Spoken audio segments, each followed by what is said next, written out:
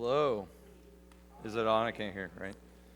All right. So I have to be honest, I have been a teacher for almost 20 years. I've stood in front of several thousand students, coached in stadiums with 50, 60,000 people and 200 people. This makes me more nervous than anything. I'll be honest with you, okay? But I was thinking about it. Shane asked me, along with all the other people that have taught months ago, and he said, hey, do you want to teach? And I had to think about it, and I listen to a lot of podcasts because I'm an old man. One quote came out to me. It's by Derwin James, who's like a megachurch pastor, whose son actually plays in the NFL, has nothing to do with this. But the quote is, Jesus does not look for the qualified, he qualifies the unqualified.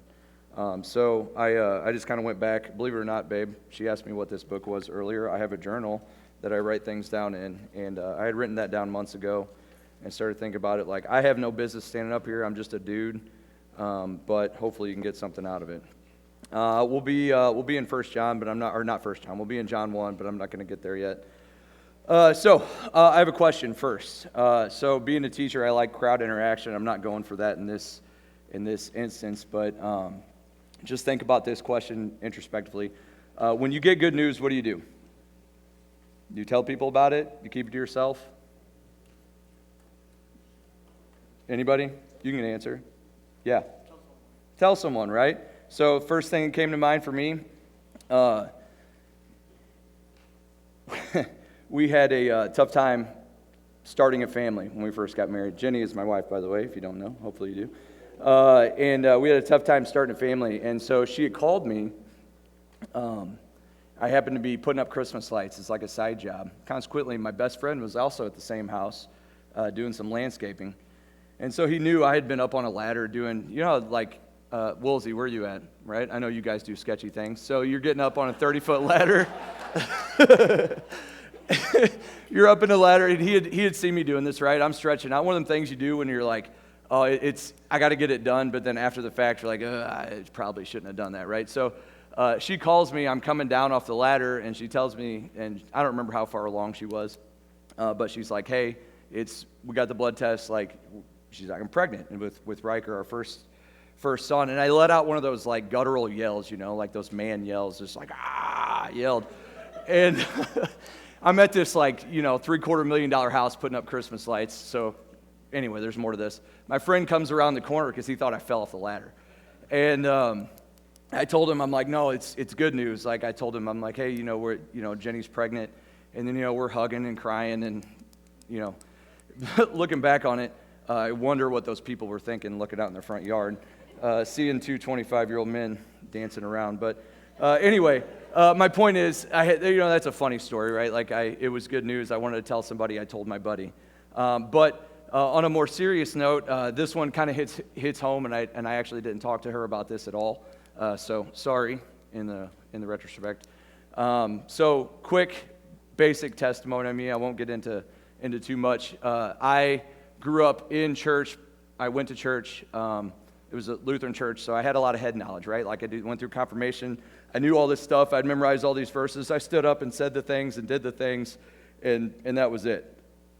I didn't have a relationship with Jesus, right? I stood up and I talked about it. I knew all these things, but I did not have a relationship with Jesus. Anyway, so fast forward, I'm not living like I should have been, right? I've been doing... no details, but I've been doing stupid things, okay? You guys know what I'm talking about. You know where I'm getting through. I went to college and did a lot of stupid things with her brother, her twin brother. Anyway, so at one point, we're doing a stupid thing, and he goes, hey, you should date my sister. I'm like, oh, okay, that sounds good. Well, anyway, fast forward a little bit, couple months, she comes down. I was living in Cape. She comes down for a concert, and we went to a rodeo. I don't know why. We actually went to a concert at a rodeo. Jamie Johnson, by the way, fantastic. And then we started talking, and it comes time for the first date. I was driving up from Cape on a Friday, and she texted me, and she's like, hey, our date was on Saturday. She's like, hey, do you want to go to church with me on Sunday? And I was like, I was I'm a good person, right? I've changed a lot, but I was kind. I was nice to people. I did good things, and I thought that was enough. And I'm like, man, I don't need to go to church. Like, that's not it. And then I said, sure. But it was like, sure, in a text where sure, it's got like 15 question marks afterwards. Like, I don't know, So anyway, I had to find some khakis because I thought that's what you did when you went to church, and put on a collared shirt. And look at me now, right? And went to church, and then went out to lunch with her mom and like a couple other old blue-haired ladies and her friend. And it was great. And then, it was a quick turnaround. I knew pretty quick. 14 and a half or 13 and a half years later, almost 14 years later, we got 3 kids, and it's all great. My point is, she was bold enough, barely knowing me, to ask me to come, right? She asked me to come, knowing maybe not knowing what would happen, but just kind of seeing how I would react, right? And I showed up and been coming back ever since. So our story today is in John 1, all right? John's a cool book. Go ahead and flip there right now, if you don't mind. Story's in John 1. Let me mark off my stuff here so I keep track.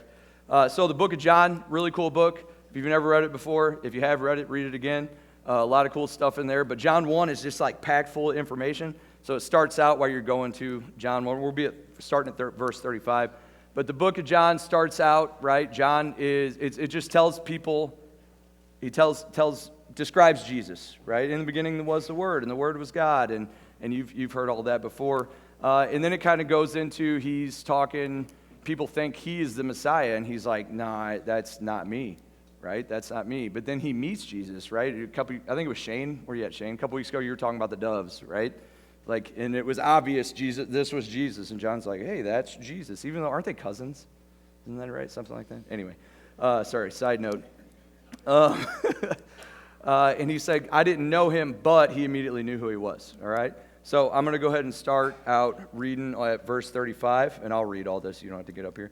I read fast, by the way, so I apologize. The next day, John was there again with 2 of his disciples. When he saw Jesus passing by, he said, look, the Lamb of God. When the 2 disciples heard him say this, they followed Jesus. Turning around, Jesus saw them following and asked, what do you want? So they saw him and immediately just whipped it around and just, tagging at his coattails.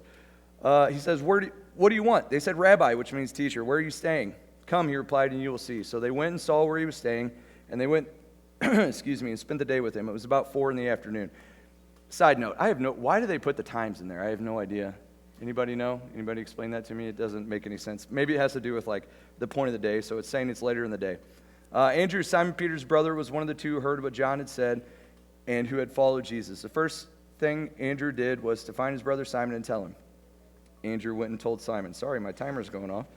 We have found the Messiah, that is Christ. And he brought him to Jesus. When Jesus looked at him, he said, you are Simon, son of John. You will be called Cephas, which translated means Peter. Let me turn that off real quick, sorry.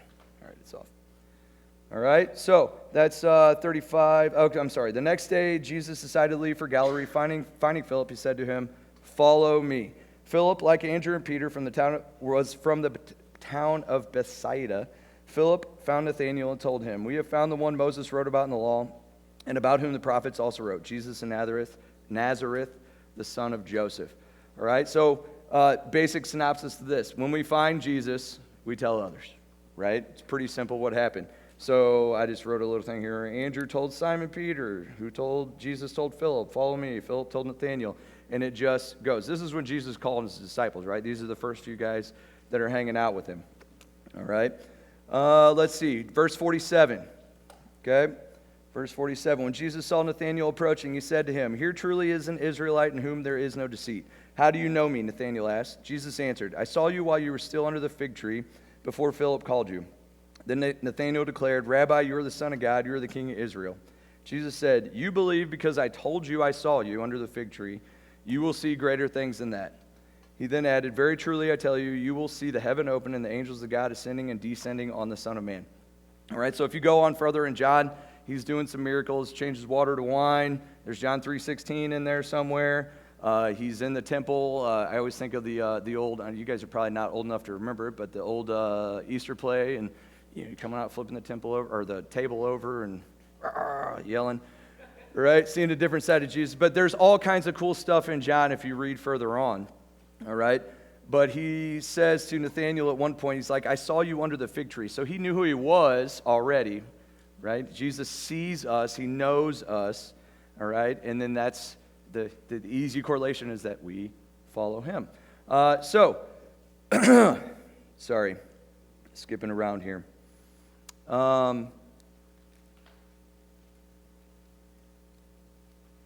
So what do you do? What are we supposed to do with this knowledge? So step one, what do we have to do? Follow Jesus, right? Pretty simple. I feel like this is like the Christian way in a basic nutshell. We make things so complicated, like, oh, you got to do this, and you got to do this, and you got to be involved in that. No, step one, we have to follow Jesus.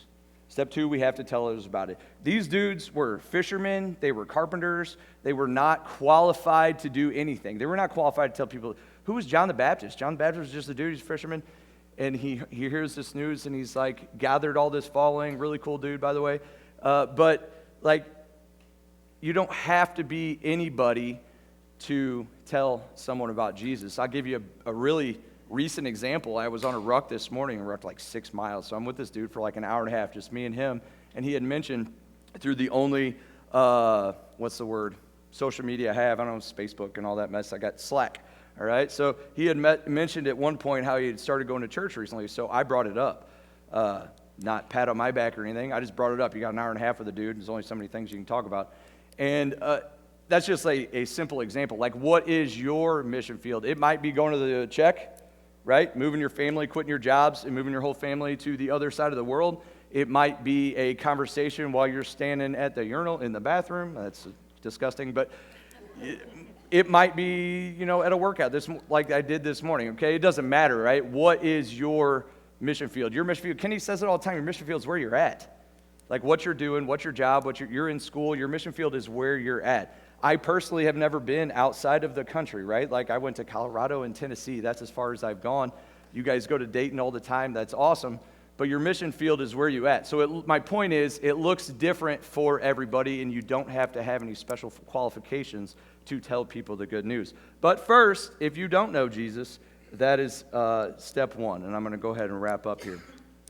I'm going to go ahead and read a couple other verses here, and hopefully this makes sense. I have no idea if it will or not. All right, John. This is later in John. All right. This is Jesus talking. If I testify about myself, my testimony is not true. He doesn't have to tell anything. He doesn't have to tell people about himself. There is another who testifies in my favor. He's talking about John. I know that his testimony about me is true. You've sent to John, and he has testified the truth. Not that I accept human testimony, but I mentioned it to you that you may be saved. John was a lamp that burned and gave light, and you chose for a time to enjoy his light. And it goes on, and I'm not going to read the rest of those verses. But anyway, hopefully that made a little sense. Just for Shane's pleasure, I sent him a picture. So don't put it up yet. I was not the same person I was then, and neither was Jenny. So if you could go ahead and put the picture up. This is from the initial night that we met, by the way. Yeah, look at that. Get you some of that goatee. All right, that thing, you can't tell right now, but that thing went like this and touched at the bottom. It was disgusting. Anyway, I shaved my head. She forgets this. She has no idea. I'm just that glorious, I guess. I don't know. 14 years of marriage, she doesn't remember that I had a shaved head when we first got married or first got together. I'm going to pray, wrap up. Hopefully you got something out of that. Every message, this is just a side note. First of all, gentlemen, I skipped this part. Find yourself someone that's better than you, all right, so that you constantly have something to strive for. I got to compliment you, babe.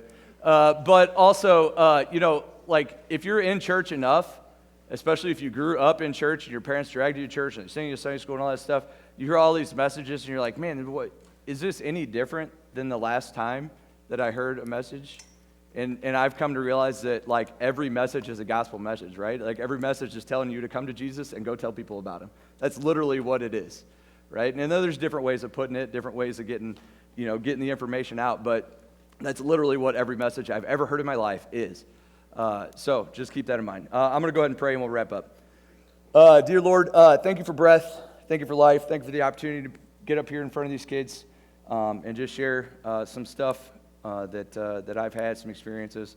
I pray that, just one, as my brother Jason used to say, it only takes one.